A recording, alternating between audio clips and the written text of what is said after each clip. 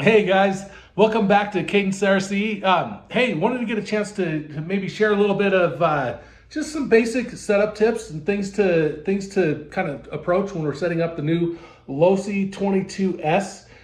Here's my little car. I haven't raced this a ton, but a lot of the things that I have learned about setting up my other cars has translated perfectly, and I've been able to run either at the front or very near the front with this car every time I've run it. So anyway, I guess probably one of the first things that if you're a new driver and just kind of trying to get things started, if this is the first car that you've gotten into racing, I wanted to talk a little bit about some of the basic tools that we should have in our collection. I forgot to grab one thing here. So we'll just go grab it.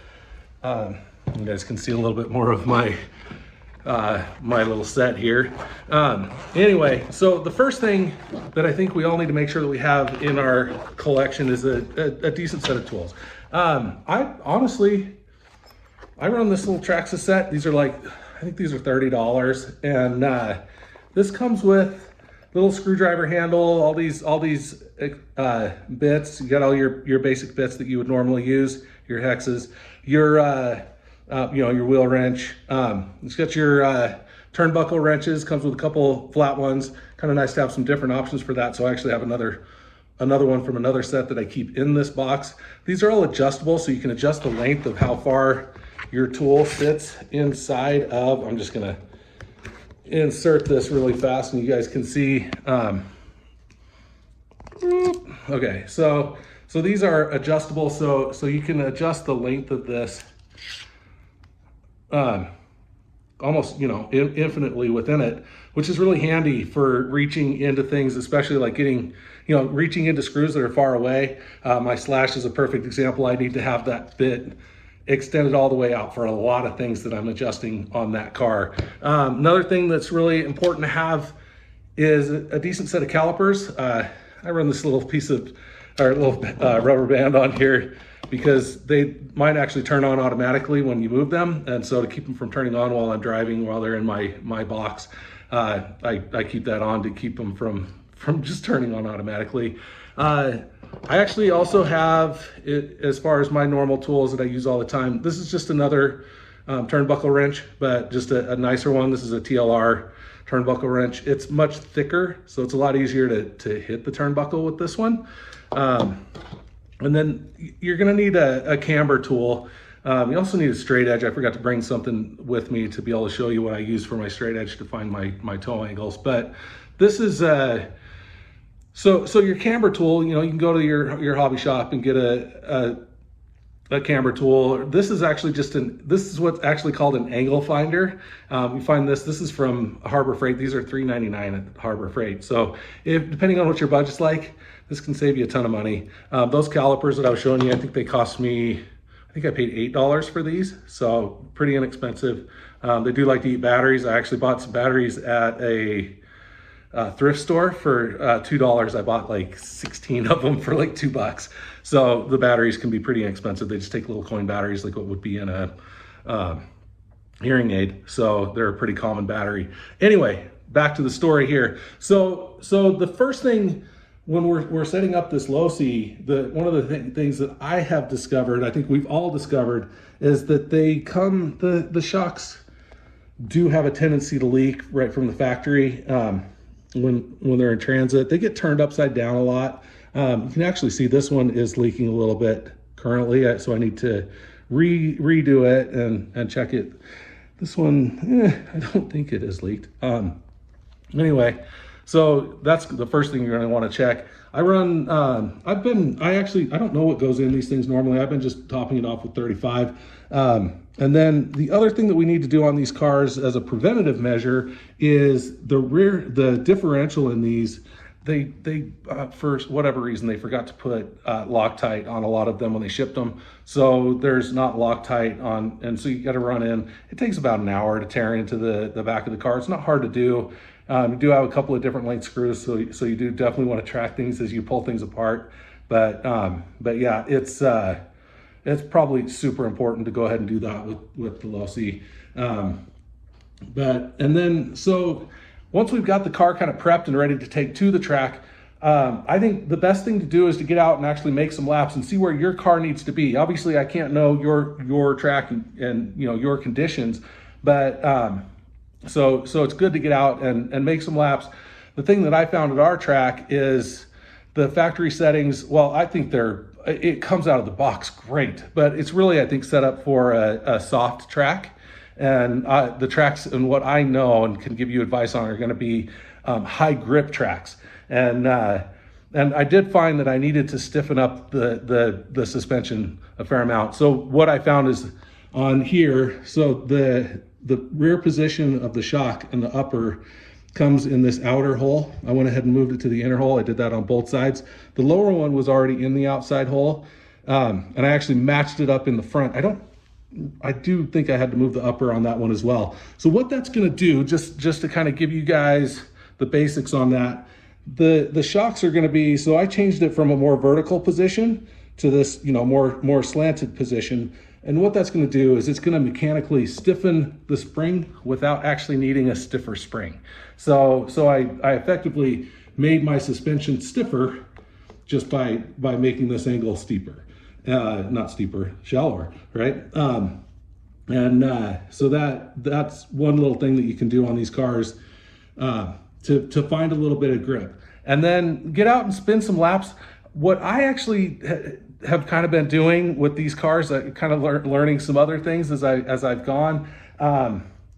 The rear suspension, or the suspension, when you lower the car, so like trying to find your ride height, when you get that thing going, you go start doing some laps with it.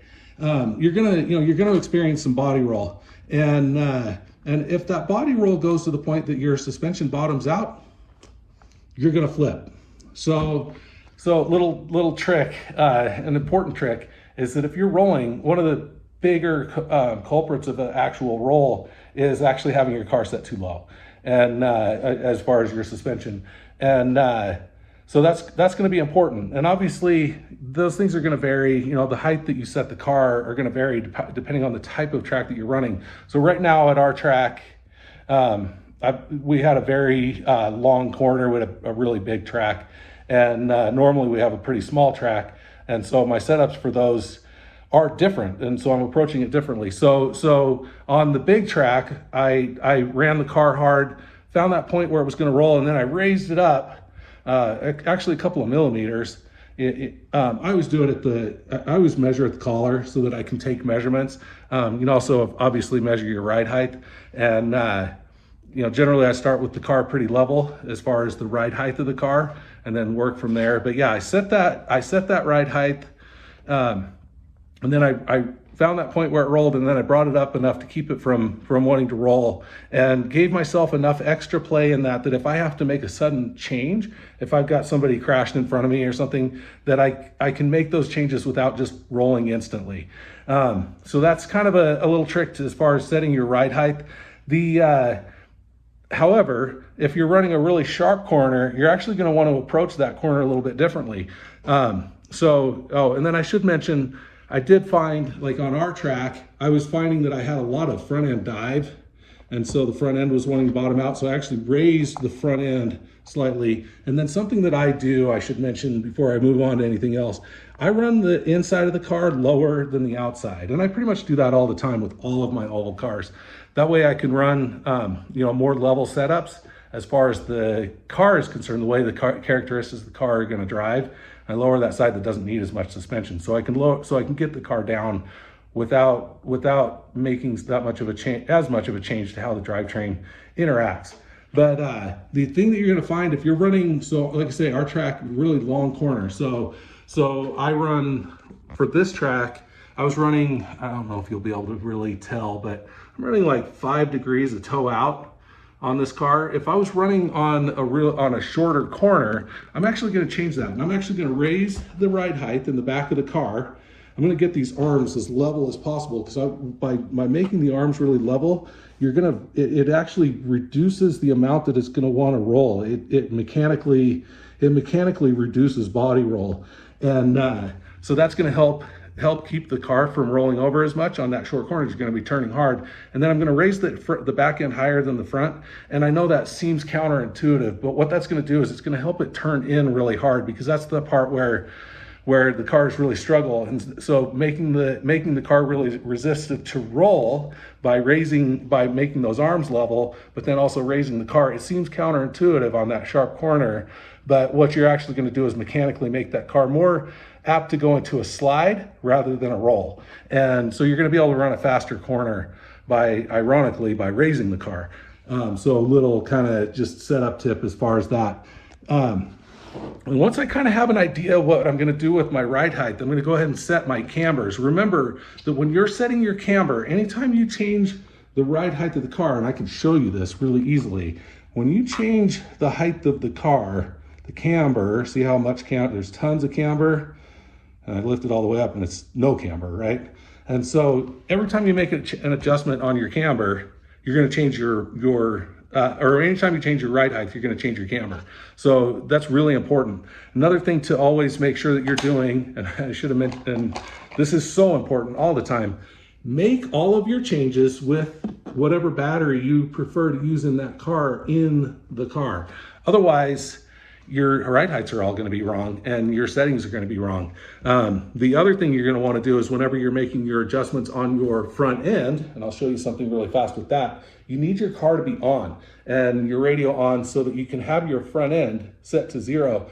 And I'll show you really fast what happens. So you can see like my lean angle right now, I run a fairly aggressive setup as far as my typical start setup, and this is just based on my start setup. I can tell you it's actually 3 degrees on the outside and -1 degree on the inside. And I just do that front and rear. Sometimes I'll go 3 degrees in the back, 2 degrees in the front. It depends. Sometimes I'll go the opposite, as far as the ultimate setup, but my starting point is going to be 3 and 3, -1, -1. And, but with some caveat in that, because I actually, and I'll just kind of make it real quick, kind of adjust this, my angle finder. This is not the easiest angle finder because I'm blind. I think I've mentioned that in a few videos. But so I'm going to find my 3 degrees and I'm going to put it up against the car. But what you're going to see, so if you look at the car right now, I've got the camber tool set to 3 degrees and there's still a gap at the top. I actually push against the car, and I'll show you really fast. So remember, we're always turning when we're racing oval. So really, we want to set the car up for that one specific direction. And so what I do is I will push on the chassis. And what that's going to do, and you're especially going to see that in the front, is it's going to stand that wheel up. Because there's a little bit of play in your drivetrain. It's just, you've got an RC car, it's got to have some space in there. If this was a full-size car, those same gaps would be minimal and you would never see the play in that. But being that the car is so small, they can be really big. I know on the Slash Modified, it's got a ton of movement in that. And so the numbers end up really far off. But so I'm finding that number with pressure against the chassis. And then to show you what I was talking about as far as the front end and having that straight. So right now I've got that car pretty straight, and we can see, at a standard lean, that's like 4 or 5 degrees that it actually sits at when it's just idle. If I press this, or if I turn the wheels, watch what happens when I turn the wheels. So we're seeing 4 or 5 degrees. Look at this now. Now we're seeing like 10 degrees. And so if that wheel is turned even a little bit, it's going to increase the amount of camber dramatically. So that's super important to remember. But yeah, that 3 and -1, so -1 on the inside. You can see when it's sitting idled, you can see the front actually sits slightly out. The back's almost just level. And so that gets you a good bite on the inside and then a pretty aggressive bite on the outside with enough slip that you can slide. That's really important. And then I was talking about changes that you're going to want to do as far as how sharp your corner is. So like I was saying, the track that I've been running, the corner is pretty long, pretty wide. But if you're running a narrower corner, so I'm going to do my best to show. Okay, so So if we're looking at the toe out, right, how much, so we're gonna toe those wheels out. I'm running like half a degree, right, for this great big turn that we're doing. But if I'm running a really sharp corner, I'm gonna add a whole bunch. I actually go as much as 3 degrees on both sides and really get that inside turn tire, because we can't adjust Ackerman. So you look at some 8-scale cars and even some buggies, they'll actually have multiple positions on this link, on the steering link, right? And so that you can adjust the Ackerman. These cars do not have the ability to adjust Ackerman. And so we can fake in. So if we look, you know, I've got that car steered right now, and you can see that the front tires are turned essentially the same amount. But when we have that car on a really sharp corner, we want that inside tire to steer in really hard. And that's gonna help tug you through the corner, and it's gonna make you faster. So ironically, really important actually to do that. But yeah, so those are just kind of some basic setup tips as far as setting up your ride height, getting your car to where you can at least show up at the track, and it's going to be relatively easy to drive. And then you can make those little tiny adjustments, you know, based on what your, you know, what the conditions are at your track. Maybe I'll make a half a degree change in the back, because maybe I want it to be a little more, you know, if I want it to be a little bit edgier, I'm going to stand it up. I'm going to go to 2 degrees or 1 degree if I'm really being aggressive. If I want it to slip a little bit more, I can take that camber out. I can make it 4 degrees, and it's going to give it more of that ability to slide. And then, like say, you know, adjusting the ride height in the front. So depending on what that car is doing in the corner in the front, if it's just bottoming out, you know, important to remember, I'm talking about running ready to run cars. So cars where we're not allowed to change the springs. And largely I've been running a lot of these cars with the stock oils. Sometimes you've got to run a stiffer oil, which is easy to do. Shocks are not hard to work on. So please don't be afraid to work on those. When I started doing this whole thing, I was kind of afraid to dig into that stuff. And I finally had to bite the bullet and get into my shocks and get into my differentials. And it's like, yeah, once you do it, it's not that bad. I'd rather not have to mechanic on my cars as much as possible. It's one of the reasons that I love these ready to run classes. Anyway, man, if that can make your experience racing this amazing 22S platform, check out my cool bodywork. You know, it would be awesome if I could just see people having more fun driving their cars. I don't hear a lot of complaints about this 22S. It's not like the Slash Modified where people struggled with it so much. This car, like I said, out of the box, I think the car is really good. And there's not really the smoke and guns, because it's a much more stable platform than the Slash Modified. The Slash Modified really wants to push really bad in the corner. This car doesn't really have any natural bad mannerisms. You know, shout out to Losi. They really sent the car as a good car. Hey, one other thing I want to talk about before I get done with all of this stuff. You know, when we're running these ready to run classes, one thing we're not allowed to do any kind of weight tuning, right? Except that we can, because if you're running a shorty battery, I know that I believe the factory battery is a full length battery, kind of a low profile full length battery. But if your track is allowing you to run shorty batteries, there's 3 positions on this. And I can actually tell you that when I was at my last race, I went ahead and had kept I was still kind of trying to dial it in. I haven't raced this car very much, but I had kept the battery in the front position, which is good for making the car really neutral. But I was noticing that I was a little slow on turn exit. So my corner entry was strong. My mid corner was fine. My corner exit was slow relative to the cars around me. So I actually believe if I had moved my battery to the middle position instead of the forward position, I would have had a little better drive out of those corners and still had a fairly neutral setup. If I was to bring it all the way to the back position, I'm going to get even more drive out of the corners, but I'm not going to turn in very good, and I'm going to have to start doing wacky stuff with the back end to get it to, because it's going to push when you go into the corner at that point. So anyway, man, if this can help you guys, that would be awesome. And you know, I really would like to see people having as much fun. If you ever see me at the track, if you're racing in Idaho and you run into me, you know, I can tell you, I will put setups on people's cars.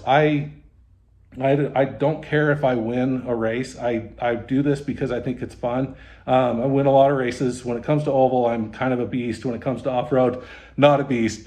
I'm definitely learning how to drive those things. But yeah, in the oval cars, I have a tendency to run at the front or towards the front, and even on cars that I barely run. I actually just bought an SR10 Associated, the regular version, which is a rear motor version, and I do need to make some spring changes on that car, but I was able to get that car on a pure lap, 1 lap performance, repeatedly, but not in race, not with other cars around me. I was able to get it almost on pace with full decked out cars. So you know, it's amazing what you can do with a little bit of clever tuning, and you know, hopefully these little bits of tuning tips will help you show up with a better car and start winning some races. I can't wait to see you in the next video.